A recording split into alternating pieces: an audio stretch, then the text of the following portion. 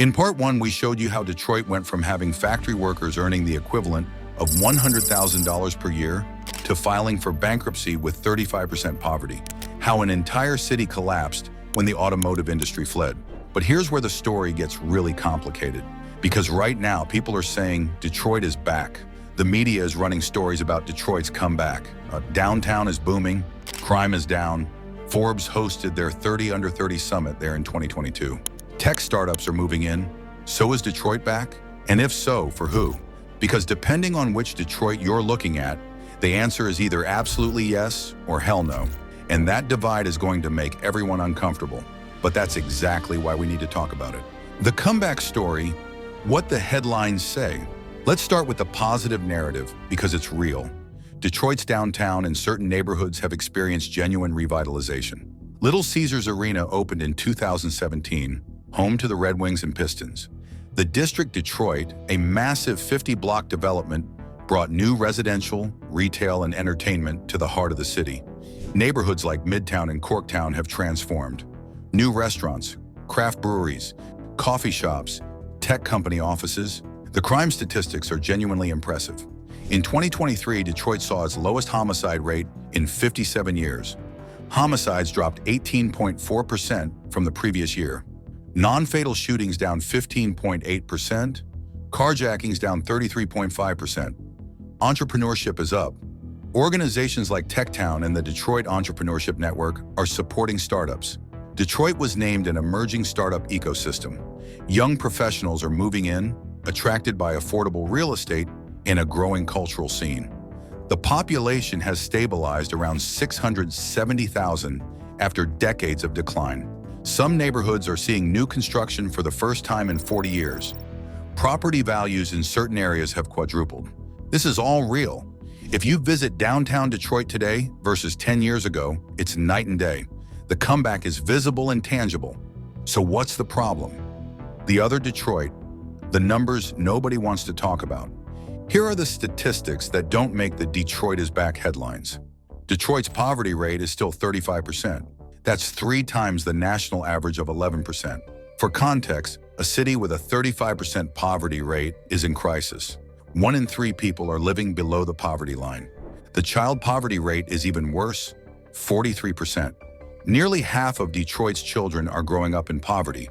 When you have a child poverty rate that high, you're looking at generational impact.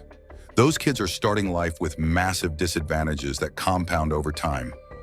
47% of Detroit adults are not functionally literate. Think about that number. Almost half the adult population struggles with basic reading.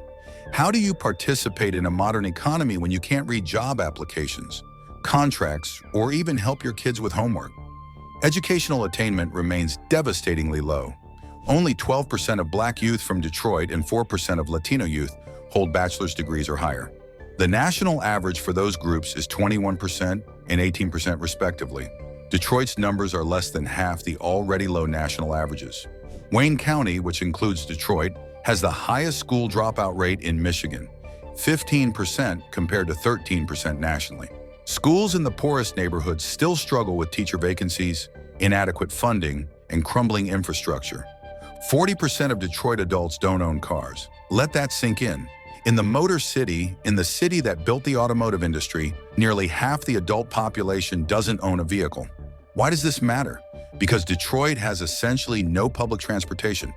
Without a car, you can't get to job interviews, doctor appointments, or even grocery stores. It's a mobility desert in the car capital of America. The unemployment rate has improved but remains above the national average. And here's the key. Only 55% of working-age adults in Detroit are participating in the labor force at all. That means 45% aren't even looking for work because they've given up or can't access opportunities. The geographic divide. 2 Detroits in 1 city. Here's what's actually happening in Detroit, and this is where people start getting defensive. The comeback is real, but it's geographically concentrated. Downtown Detroit, thriving. Midtown, booming. Corktown, gentrifying rapidly. These areas represent maybe 5 to 10% of Detroit's total geographic area. They're where the investment is flowing, where the new businesses are opening, where the young professionals are moving. The other 90% of Detroit, the residential neighborhoods where working-class Black families actually live, is still struggling with the same problems they've had for decades. High poverty, failing schools, limited job opportunities, crumbling infrastructure, food deserts, transportation deserts. And here's the cruel twist. As those trendy neighborhoods gentrify, longtime residents are being priced out. Property taxes are rising as property values increase. Rents are going up. People who stayed through Detroit's absolute worst years, through the riots, through the crack epidemic, through the bankruptcy, are now facing eviction because their neighborhood is improving. Think about that for a second. You stay in Detroit through 40 years of absolute hell. You maintain your home, you raise your family, you keep your community together when everyone else fled. And now, because wealthy young people think your neighborhood is authentic and affordable, you can't afford to live there anymore. That's not a comeback. That's displacement with a marketing campaign. The trust gap. Why Black Detroiters don't believe the hype. So when you ask longtime Black residents of Detroit whether they trust this comeback, many will tell you the same thing. They've been lied to before. They were told if they worked hard, stayed in school, followed the rules, things would get better. And then they watched as factories closed, schools crumbled, and their neighborhoods were abandoned while white suburbs thrived. They watched the war on drugs imprison an entire generation of Black men for drug offenses while doing nothing to address the economic conditions that made drug dealing economically rational. Michigan's 650 lifer law, mandatory life in prison for possession of 650 grams or more of drugs, devastated Black families. People are still in prison today, in their 50s and 60s, serving life sentences for crimes they committed as teenagers in the 1980s. They'll die in prison. Meanwhile, the opioid epidemic, which hit white suburban communities, was treated as a public health crisis requiring treatment and compassion. The crack epidemic, which hit Black urban communities, was treated as a crime crisis requiring incarceration and punishment. Same problem. Different response based on who was affected. They watched as police in their neighborhoods acted more like occupying forces than protectors. Racial profiling wasn't a conspiracy theory. Excessive force wasn't rare. Corruption within the Detroit Police Department was documented and widespread. And then when Detroit filed for bankruptcy in 2013, they watched as pensions got slashed. People who had worked for the city for 30, 40 years, who had stayed through the worst times, saw their retirement security disappear. The city broke its promises to the people who'd been most loyal to it.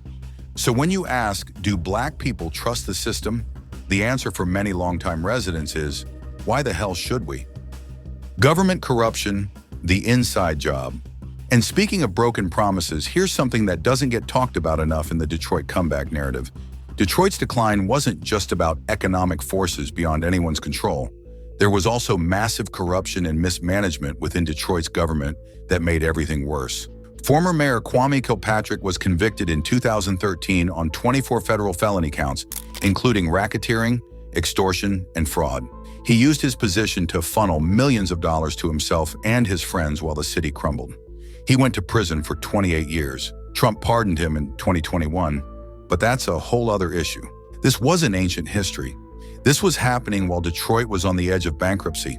The mayor was stealing from a city that couldn't afford to keep streetlights on. Detroit's government was plagued by corruption, nepotism, and incompetence. Public funds that should have gone to schools, infrastructure, and services disappeared into private pockets. Contracts were awarded based on political connections rather than merit. The people who needed government services the most, poor, predominantly Black neighborhoods, got the least because they had the least political power. This created a vicious cycle. Government corruption made people trust government less, which made them less likely to engage with civic institutions, which allowed corruption to continue. When people talk about why Detroit's Black communities don't trust the comeback, you have to understand they were betrayed not just by the private sector fleeing, but also by their own government robbing them blind. The opportunity gap. Do Black people have a fair chance today? This is the question everyone wants a simple answer to, and I'm going to disappoint you. The answer is it depends. In theory, opportunities exist today that didn't exist 20 years ago. The Detroit Promise Scholarship offers 2 years of free community college. Michigan Reconnect offers free community college for adults over 25. Trade schools and apprenticeship programs exist. Some neighborhoods are seeing genuine investment in job creation.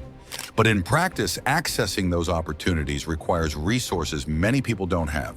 You need information about programs. Many Detroit families have no idea the Detroit Promise Scholarship exists. There's no comprehensive outreach. If your school counselor doesn't tell you, you probably won't find out. You need transportation. 40% of Detroit adults don't own cars. If a program is across the city or in the suburbs, how do you get there? The bus system is unreliable and doesn't cover most areas. Miss one transfer and you're hours late. You need childcare.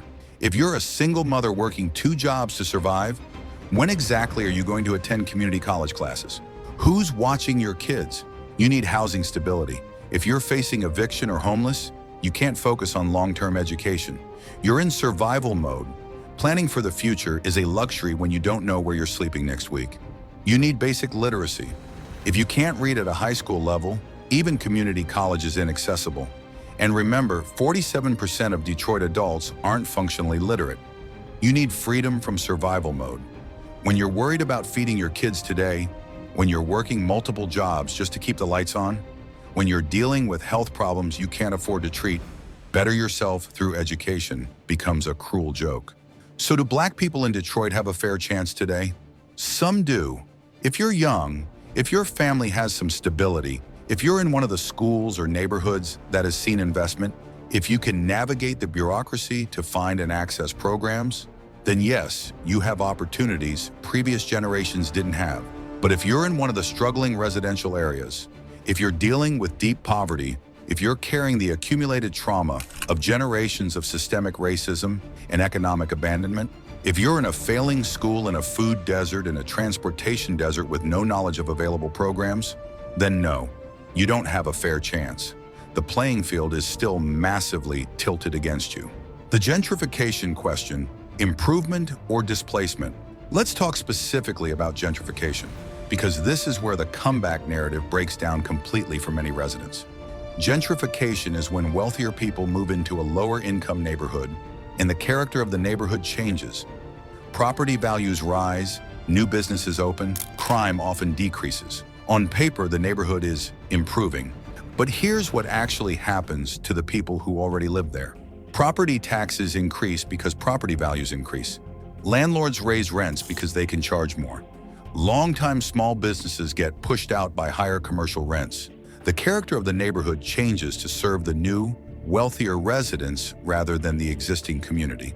The cruel irony is that the very things that make a neighborhood improve are what price out the people who live there first. In Detroit, this is playing out in neighborhoods like Corktown. Longtime Black residents are watching their neighborhoods transform. New restaurants they can't afford. Coffee shops charging $6 for a latte.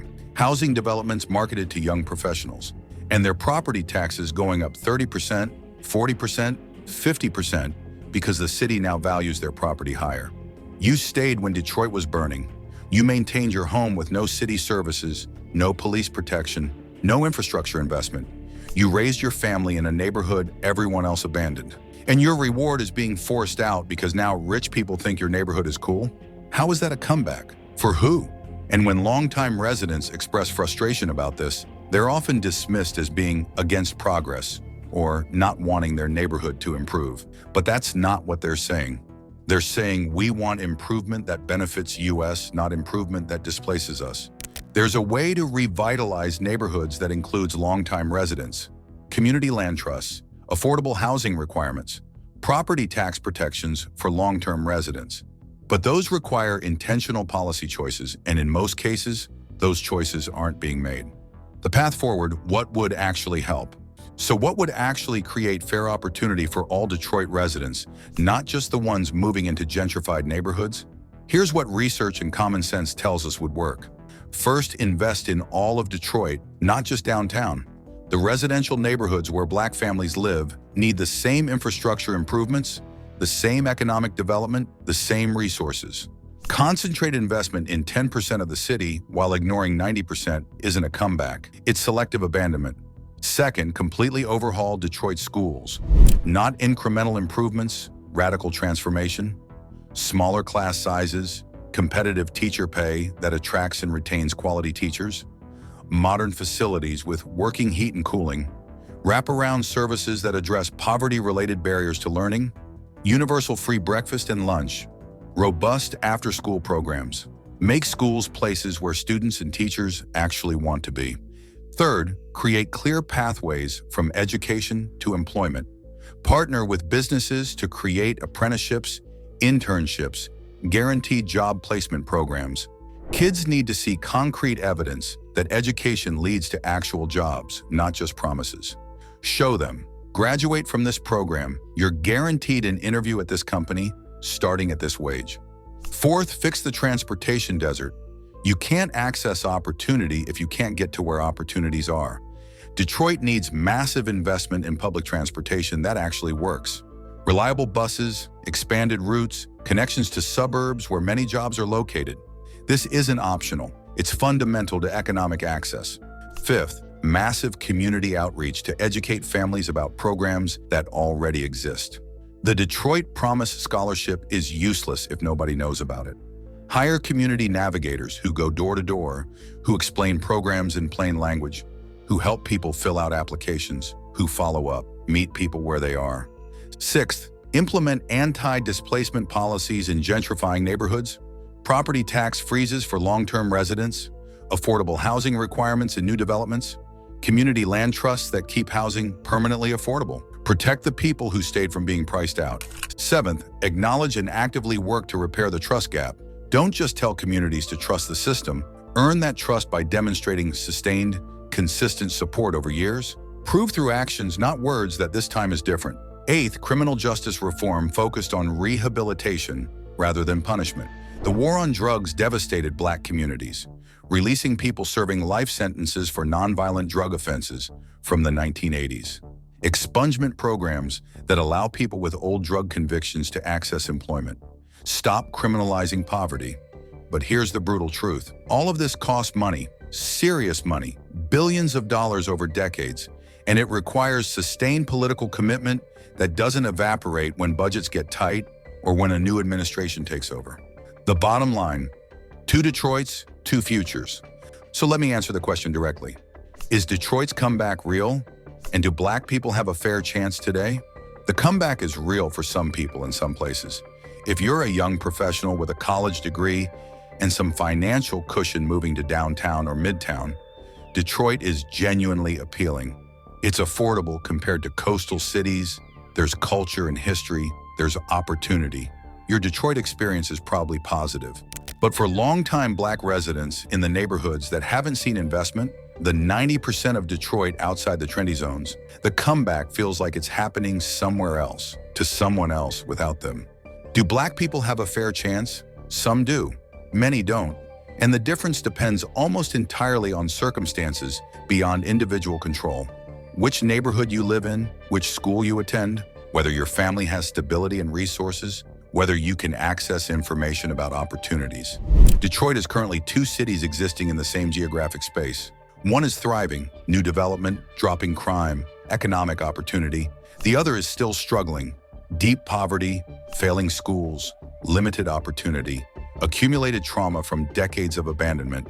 The question we need to answer as a society is, are we okay with that? Are we okay with a Detroit where some people thrive while others remain trapped in cycles of poverty? Or do we actually want to create a city where everyone has a fair chance? Because right now, we're not making the investments necessary to create that fair chance. We're celebrating the comeback in downtown while ignoring the continued struggle in the neighborhoods. We're marketing Detroit's revival while longtime Black residents are being priced out of their own communities. This isn't an accident. This is the result of deliberate choices about where to invest, who to prioritize, and what kind of city we want to build. The uncomfortable truth. Here's what I want you to take away from this. Detroit's story isn't over. The comeback is real but incomplete. And whether Detroit becomes a genuine success story for all residents or just a tale of selective gentrification depends on choices being made right now. The people who stayed through the worst decades deserve to benefit from the revival. The kids growing up in poverty today deserve the same opportunities that downtown newcomers have. The communities that were systematically destroyed by white flight, deindustrialization, the war on drugs, and government corruption deserve intentional, sustained reinvestment. None of this is inevitable. It's not just how cities work or natural economic forces. It's the result of specific policy choices, and different policy choices would create different outcomes. So yes, Detroit is experiencing a comeback, but it's not reaching everyone. And until we're willing to make the investments necessary to change that, Detroit will remain a city divided, one thriving, one struggling, two cities pretending to be one. That's the uncomfortable truth. And judging by the comments, I expect this will make people angry. Some will say I'm making excuses for people who won't help themselves. Others will say I'm not going far enough in criticizing the system. Good. Be angry, but be angry at the right things. Be angry that we allow 43% of children to grow up in poverty in one of America's major cities. Be angry that we celebrate a comeback that's leaving most residents behind. Be angry that we have the resources to fix this but lack the political will. Now, if you want to understand why trust is so broken, why people are so skeptical of the system, you need to know what happened during Detroit's darkest years. The gang era, when the underground economy wasn't just an alternative, it was the only economy for many communities. In part 3, we're telling the full story of Young Boys Incorporated, how 4 men recruited children as young as 11 to sell drugs, how they netted nearly $500 million in a single year, how they exploited a legal loophole that made them nearly untouchable, and why for many Detroit kids, joining a gang was the most economically rational choice available. That story explains why the trust gap exists, why people don't believe the comeback is for them, why just get educated and work hard rings hollow. Part 3 drops next week. Subscribe so you don't miss it, because that story is going to make this one look comfortable.